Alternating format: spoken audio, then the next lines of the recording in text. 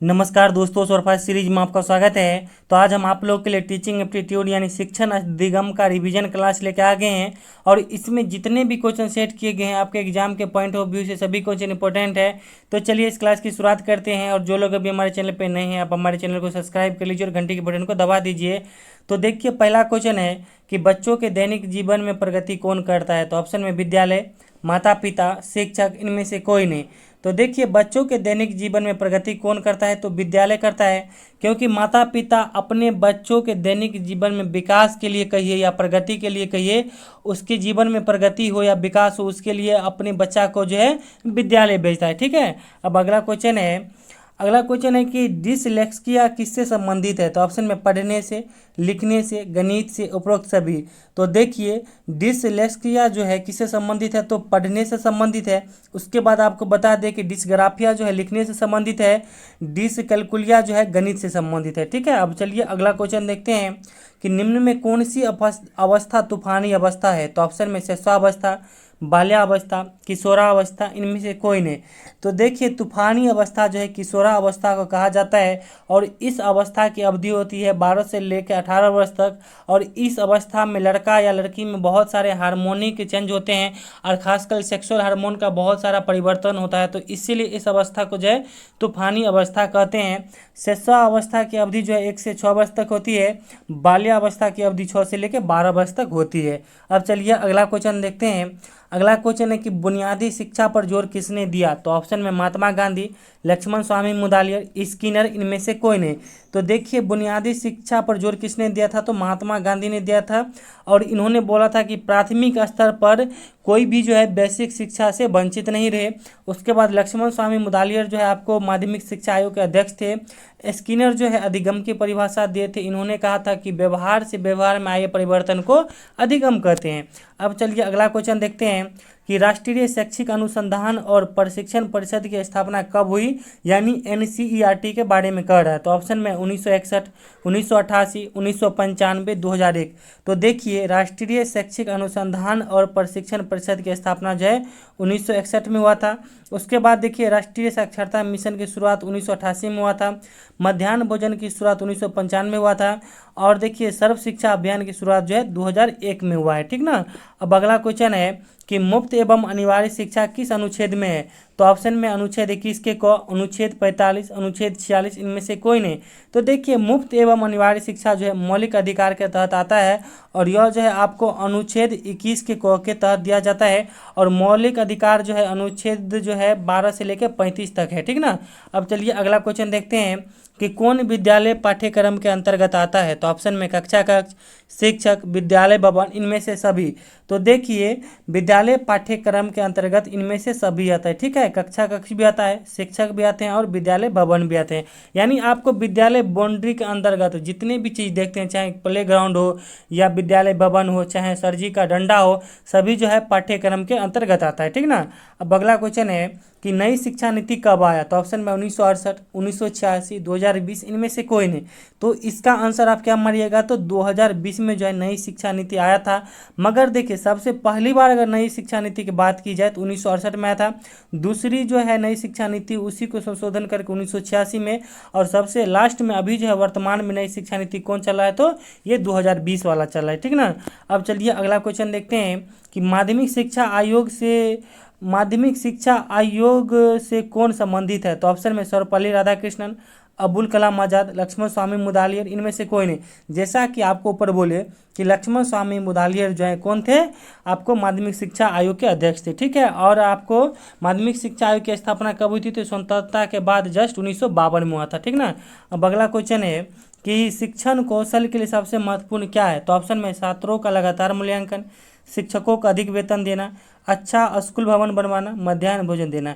तो देखिए, शिक्षण कौशल के लिए सबसे महत्वपूर्ण इसमें क्या है, तो छात्रों का लगातार मूल्यांकन होना चाहिए।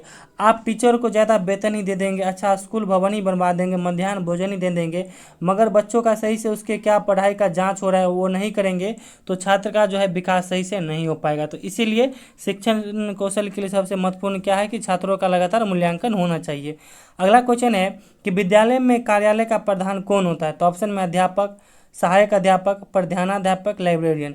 तो देखिए विद्यालय में ये जो है कार्यालय का प्रधान कौन होता है, तो यानी ऑफिस का जो है मालिक कौन होता है, तो प्रधानाध्यापक यानी प्रिंसिपल होता है। आगे बढ़ने से पहले बता दें कि जो लोग बेहतर तैयारी के लिए हमसे जुड़ना चाहते हैं, आप इस नंबर पे जो है 7050387142, इस पे आप 99 रुपया पेमेंट करके, यही मेरा व्हाट्सएप नंबर है, आप स्क्रीनशॉट भेज दीजिएगा।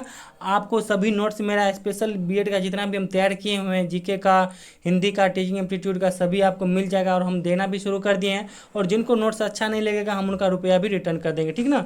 अच्छा अब चलिए अगला क्वेश्चन देखते हैं। अगला क्वेश्चन है कि निम्न में कौन छात्रों में सकारात्मक प्रभाव डालता है। तो ऑप्शन में पुरस्कार देना, पक्षपात करना, छात्रों से काम करवाना, हमेशा पीटना। तो देखिए निम्न में कौन छात्रों में जो है सकारात्मक प्रभाव डालता है, तो उसको पुरस्कार देना। अगर वो कोई अच्छा काम करता है तो उसे शाबाशी दीजिए, पुरस्कार दीजिए, उससे जो है उसको सकारात्मक प्रभाव पड़ता है। उसके बाद यह सब है पक्षपात करना, छात्रों से काम करवाना, हमेशा पीटना, यह सब क्या है आपको नकारात्मक प्रभाव डालता है, ठीक ना।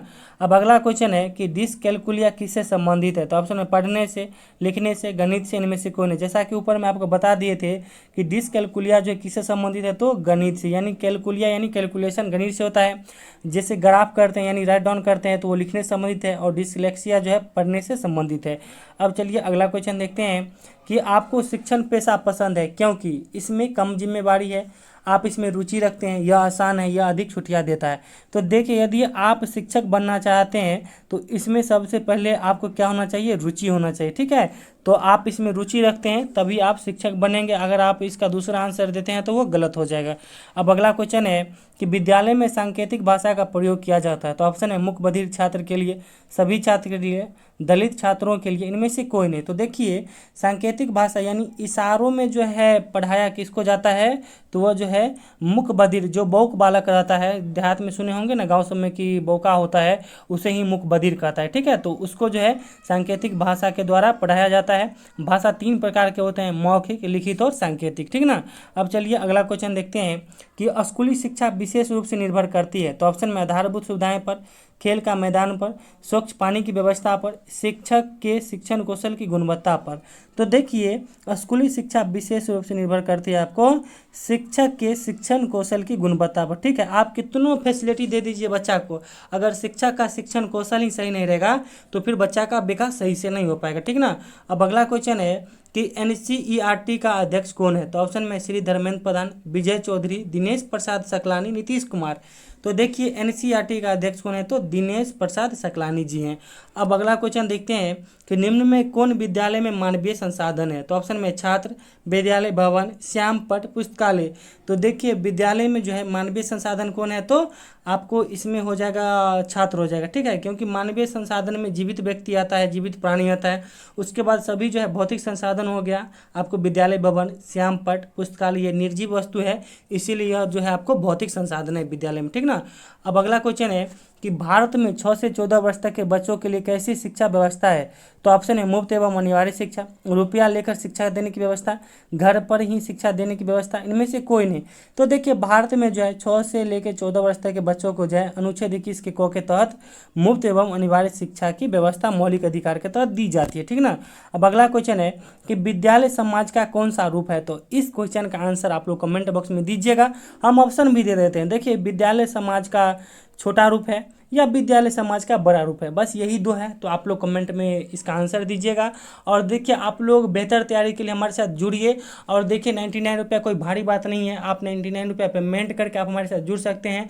और देखिए हम जो नोट्स देंगे सिर्फ आपको बीएड में ही नहीं काम आएगा, साथ ही आपको सीटेट के एग्जाम में जो सोशल साइंस से होंगे उनका जीके बेहतर हो जाएगा, ठीक है। तो आप आगे ज़्यादा दूरी तक तैयारी करने के लिए आप हमारे साथ जरूर जुड़िए। तो चलिए thank you, all the best, और हमारे साथ बने रहिए। Thank you.